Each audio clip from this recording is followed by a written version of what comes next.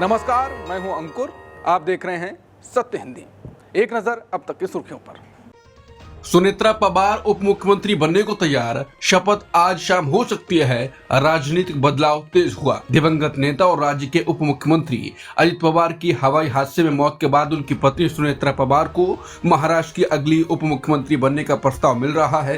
राष्ट्रीय कांग्रेस पार्टी यानी एनसीपी ने शनिवार दोपहर 2 बजे अपनी विधायक दल की बैठक बुलाई है, जिसमें सुनेत्रा पवार को पार्टी का नेतृत्व करने और डिप्टी सीएम के उम्मीदवार के रूप में चुना जाएगा। इसके बाद शाम को उनकी शपथ ग्रहण की रस्म रखी जा सकती है। सुनेत्रा पवार वर्तमान में राज्यसभा की सांसद हैं और अगर वो विधायक दल की नेता बन जाती हैं तो वो महाराष्ट्र की पहली महिला उप मुख्यमंत्री बनेंगी।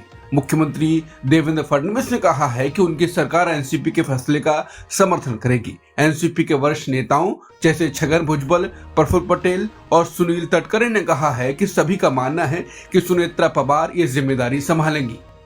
एनसीपी के दोनों गुटों का फिर से विलय संभव, फरवरी में हो सकता है एकीकरण का औपचारिक ऐलान। चर्चाएं शुरू हो गई हैं कि एनसीपी के दोनों गुट फिर से एक होने जा रहे हैं और इसका औपचारिक ऐलान फरवरी के दूसरे हफ्ते में हो सकता है। बताया जा रहा है कि विमान हादसे में निधन से पहले अजित पवार ने अपने चाचा शरद पवार के साथ कई बैठकें की थी और दोनों ने विलय का रास्ता तैयार कर लिया था। योजना थी कि चुनाव के बाद दोनों नेता संयुक्त प्रेस कॉन्फ्रेंस कर ये घोषणा करें।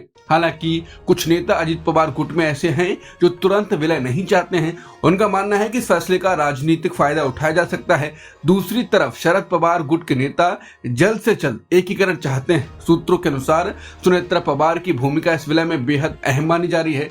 बता दें, अगर दोनों गुट एक हो जाते हैं तो महाराष्ट्र की राजनीति में एक नया समीकरण बन सकता है।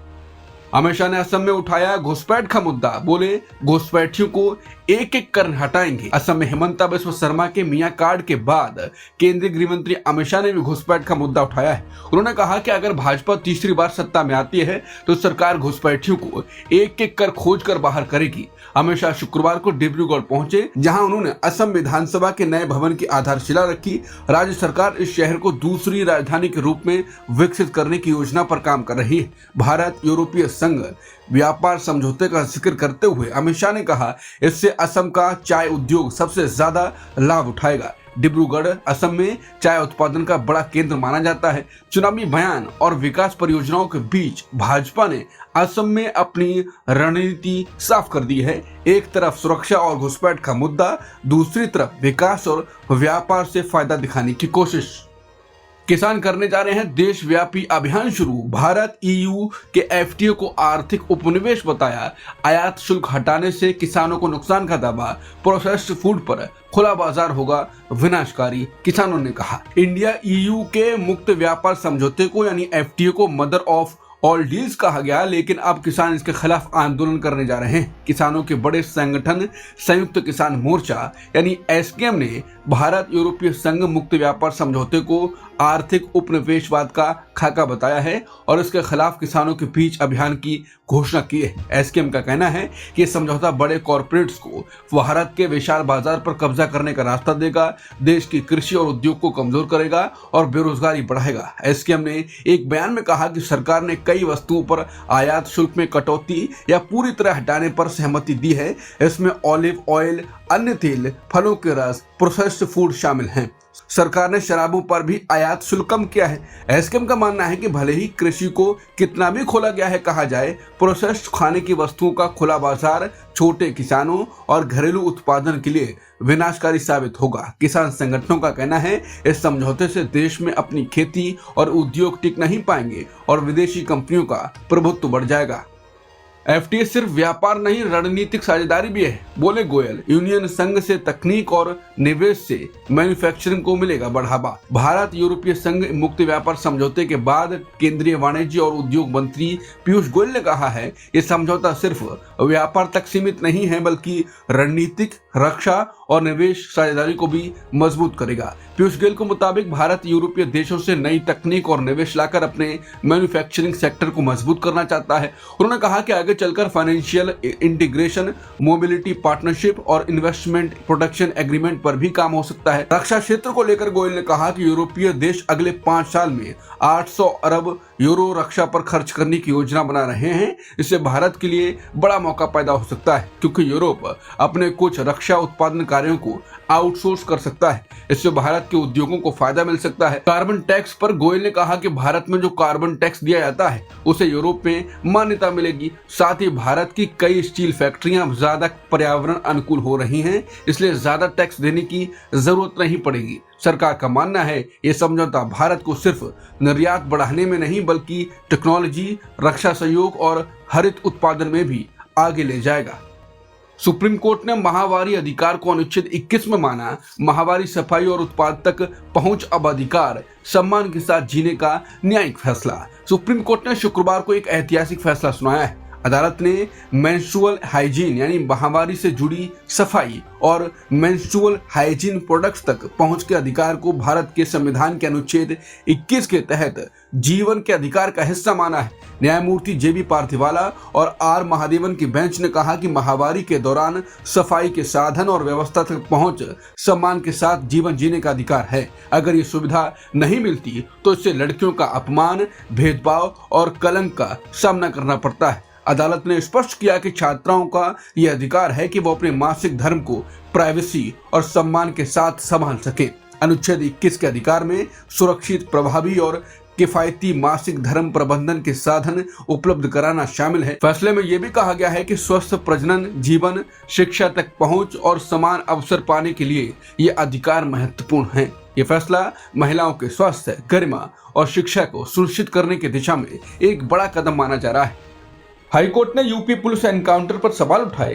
कहा, चोरी जैसे छोटे अपराधों में पुलिस पैर में गोली मार रही है। कोर्ट बोला, सीनियर को खुश करने के लिए ऐसा किया जाता है। इलाहाबाद हाई कोर्ट ने उत्तर प्रदेश में पुलिस एनकाउंटर के बढ़ते मामलों पर कड़ा रुख अपनाया है।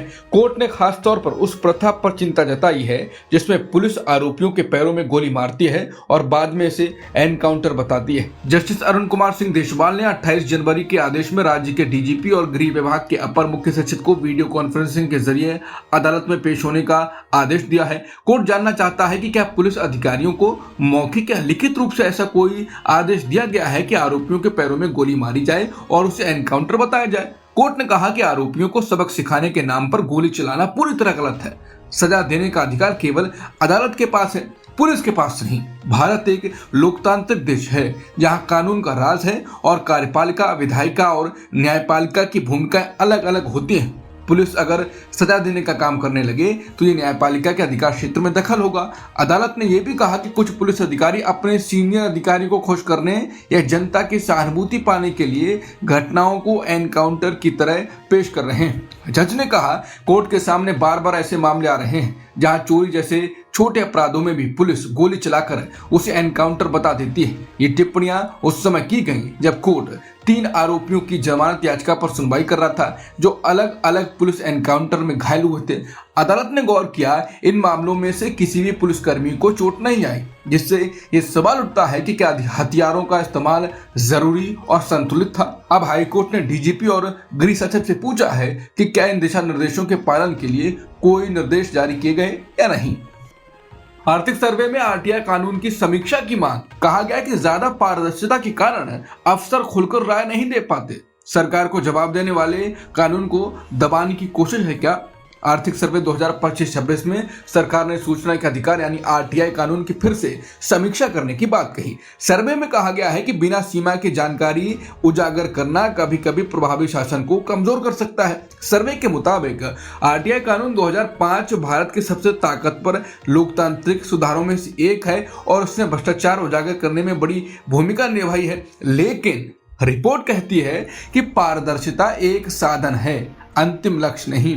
अगर हर अंदरूनी चर्चा सार्वजनिक हो जाए तो अफसर खुलकर राय नहीं दे पाते हैं और निर्णय प्रक्रिया प्रभावित हो सकती है। रिपोर्ट में RTI के दुरुपयोग पर भी चिंता जताई गई है। उदाहरण दिए गए कि कुछ लोग बार बार या बहुत बड़ी संख्या में आवेदन डालकर सिस्टम पर बोझ डालते हैं। सरकारी आंकड़ों के अनुसार RTI आवेदन लगातार बढ़ रहे हैं, जिससे प्रशासनिक दबाव भी बढ़ रहा है। सर्वे कहता है कि RTI कानून को कमजोर करने की सिफारिश नहीं है, बल्कि इसे सीमित संवेदनशील क्षेत्रों में संतुलित तरीके से लागू करने पर विचार होना चाहिए, ताकि जवाबदेही भी बनी रहे और प्रशासनिक कामकाज भी प्रभावित न हो। जिसके बाद कहा जा रहा है कि सत्ता में बैठे लोगों को जवाब जवाबदेह बनाने वाले हर साधन को दबाया जा रहा है। एप्स्टीन केस में अमेरिका ने जारी की लाखों नई फाइलें, नई रिपोर्ट में ट्रंप और बिल गेट्स का जिक्र दोनों ने नकारा है। अमेरिका के जस्टिस डिपार्टमेंट ने यौन अपराधी जेफरी एप्स्टीन से जुड़ी बड़ी मात्रा में नई फाइलें सार्वजनिक की हैं। शुक्रवार को लगभग 30 लाख पन्ने, 1,80,000 तस्वीरें और करीब 2,000 वीडियो जारी किए गए। इससे पहले भी पिछले साल दिसंबर में दस्तावेज जारी किए गए थे। नई फाइलों में एप्स्टीन के जेल में बताए गए समय, उसकी गतिविधियों और उसकी सहयोगी गिलेन मैक्सवेल की जांच से जुड़े रिकॉर्ड शामिल हैं। मैक्सवेल के पहले ही नाबालिग लड़कियों की तस्करी में मदद करने का दोषी ठहरा जा चुका है। इन दस्तावेजों में एप्स्टीन और कई हाई प्रोफाइल लोगों के बीच ईमेल बातचीत भी बताई जा रही है। दस्तावेजों में ट्रंप का नाम भी कई बार आया है। इसी तरह नई फाइलों में बिल गेट्स के बारे में भी आरोपों का जिक्र है, जिन्हें उनके प्रवक्ता ने पूरी तरह बेबुनियाद और झूठा बताया है। ये दस्तावेज जारी होने के बाद अमेरिका में एक बार फिर एप्स्टीन केस और उससे जुड़े प्रभावशाली लोगों की चर्चाएं तेज हो गई हैं। अब तक की खबरों में इतना ही। बाकी खबरों के लिए बने रहिए सत्यहिंदी.com के साथ। Copyright disclaimer under Section 107 of the Copyright Act 1976. Allowance is made for fair use for purposes such as criticism, comment, news reporting, scholarship, and research. Fair use is a use permitted by copyright statute that might otherwise be infringing.